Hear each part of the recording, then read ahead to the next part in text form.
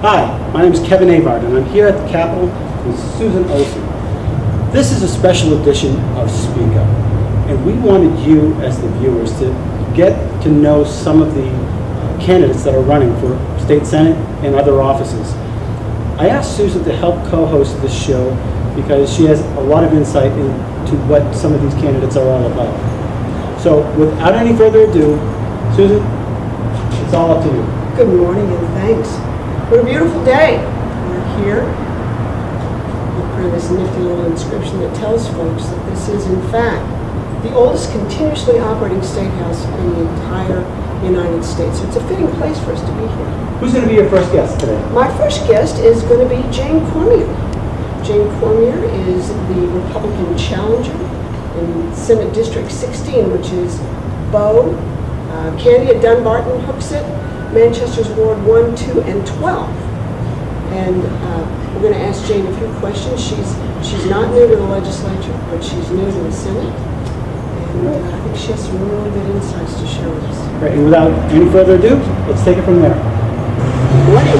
And thanks for being here. We're sitting here on the balustrade, I guess, of the state capitol here in Concord, yes, with Jane Cormier, candidate for Senate District 16. How many people have asked you the question, why are you doing this? Oh my, more than I can count. Why am I doing this? I'm doing this because I am going to try to serve in our citizen legislature here in Concord. And I've been 2 years in the New Hampshire State House this past session and decided that maybe I wanted to see what we could do with the New Hampshire State Senate.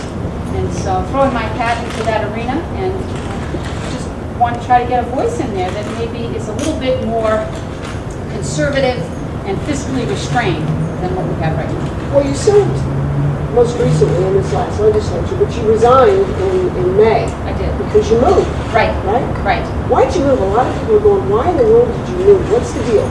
We moved. My husband and I have a voice studio that has been, I think we've probably been in that location on Lowell Street for 14 years, but we've been there for almost 20 years in another location as well.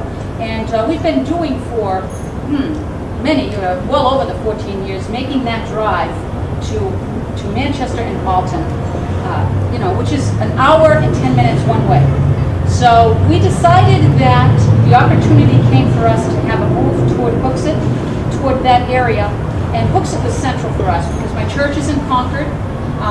A lot of the political stuff going on is in Concord, and my husband and I also work in Manchester. So Hooksett was the perfect center point for that. Well, when you look at the issues that you're dealing with in Donut Heights, small towns, yep, not really North Country, but certainly a different environment than the more central southern parts. How do those issues translate from there to this Senate district, which is quite large? Yeah, quite large. I'm not sure. I know that most people think that there's a big difference perhaps in the middle or the northern state issues as opposed to the city, and I guess maybe some of that's true. But from my experience, virtually everyone is talking about the economy that has been at a standstill for years, the lack of opportunity for people to go out and better their lives with revenue, with money. And so I'm not sure that the location of where I've served and where I am now is all that different. It's the economy, stupid. Everybody's talking about it, and it's true. We have to find a way to assist our state to make revenue a priority and to get taxes out of the way so we can do that. Well, you're facing an incumbent, a second term state senator, although I guess the first one was somewhat abbreviated because it was a special election. Yeah. Why are you taking on sitting Republican senator? Because his voting record is abysmal as far as the Republican platform is concerned. And we have a very specific and wonderful Republican platform. I always tell everyone, go out and read the platform because I think it's a marvelous document. And I believe in the platform, and I vote for the platform. My votes in the New Hampshire House were aligned with my Republican platform, which is what I think constituents expect. If you're going to go out and call yourself a tax fighter, which is what a lot of his mailer material says, then you should not be voting, co-sponsoring a gas tax here in New Hampshire. That is not a tax fighter. when your platform says that you are for right to work and you habitually vote against right to work, you're against one of the largest planks of the platform. So for me, it was very easy. I looked at the record. The record needs to be improved, especially in District 16. And I felt that, hey, if not I, who? Well, how do you feel that it's going? I mean, I know you're knocking on doors, I know you're on the phone. Well, we are a grassroots campaign, and I don't say that in any, diminishing way. We are a group of folks that are working together to bring the message of fiscal conservatism and of, small governance to the folks in District 16. We have a large group of people that are knocking doors. This week and next week is all Manchester. We've done both Candia, Dunbarton, and Hooksett. And we've changed a lot of viewpoints knocking on those doors. And we're going to continue to do that these last 2 weeks in Manchester. That's the job.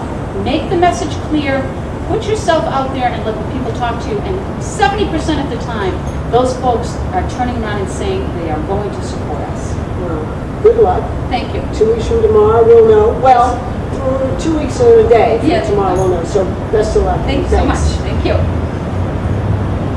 And we're back with Kathy RAGO, who's running for state senate, also District 7.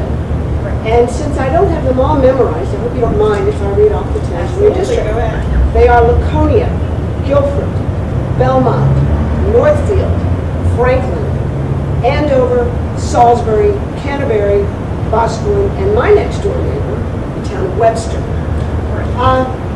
Big, spread out district, lots of different towns. Why are you running? I'm running because I've been watching the last 2 years as our Democrat majority has continued to diminish our liberties, grow government power, and in turn basically improve our neighborhoods.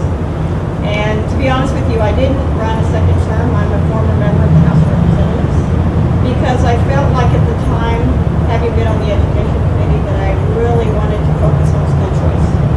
So that's what I've been doing the last 2 years. And then I've been watching as the Democrat majority in there has continued to grow government power. I think the tipping point for me was the gas tax increase because I believe that what happens is we get the Democrats who feel like instead of controlling spending, they want to spend like a kid in a candy store and then just raise taxes to cover the cost. Is that how you run your household? No, and that's what's so funny about it. Aren't you a CPA? Aren't you like Yes. a numbers person? Yes, I am a CPA. And that's one of the things I'm telling people. It's like what happens is when the Democrats are in power, and they did this back in 2008 to 2010, what they want to do is they focus on what we want to spend. And then they jerry-rig the numbers to make the revenues match so they can say it's balanced budget. So what happens is in normal households, we don't do that.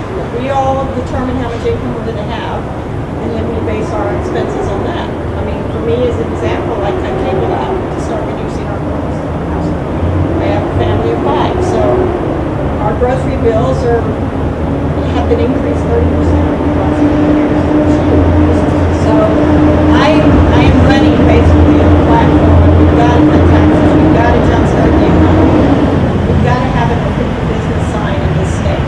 And part of the reason we're stagnating, and we've been stagnating for quite a number of years, probably 10 years, is because we have high business taxes, we have burdens of regulations, we have wasteful spending in Concord, we have high energy costs. We need to look at all of those 4 things and put everything on the table.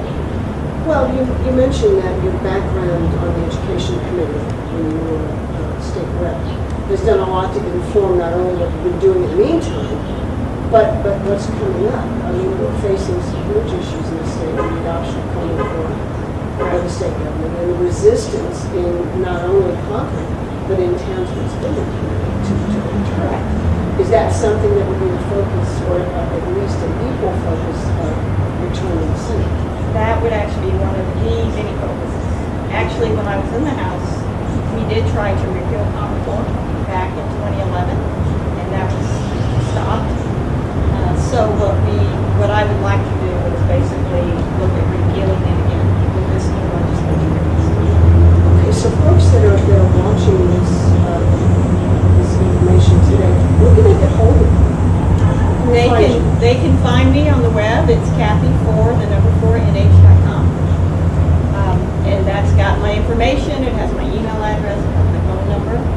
So they can feel free to contact me and ask me any questions. I'll be glad to chat with them. And you don't have a primary, so you've got a little bit of breathing room between now and November, but that doesn't mean you're letting up. No, we're actually, my volunteers, we are all actually out there going door to door. We're doing meet and greets. So we're meeting Rotarians. So we're out there practically every day. Well, thanks for coming on. Good luck, and we'll check back with you after the primary when things do slow down. Thank you, Cindy. And we're back now with Kevin AVARD, who's another state senate candidate in your towns. I don't know all of them yet, but I promise I will. I'm in Ward 1, 2, and 5 in Nashville.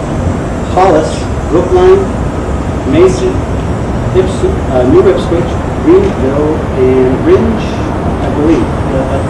That pretty much covers it. Well, like I was discussing with Captain Rago earlier, those are very different towns. They're different demographics. They're different. Some people commute to Massachusetts out of Nashville. They don't even work in the state of New Hampshire. Right. Whereas folks in some of the smaller towns, well, how does that, not change, but how does that inform how you look at issues and how they translatable, one from Mason to one of the wards of Nation? I think one of the common threads between all the towns is that people are nervous. They're nervous about their buying power, their dollar. They're worried about an overreaching government. They're constantly seeming to worry about the taxes, the gas tax. All these areas affect everybody pretty much equally. In Nashville, obviously, it's a little bit more metropolitan, if you will, than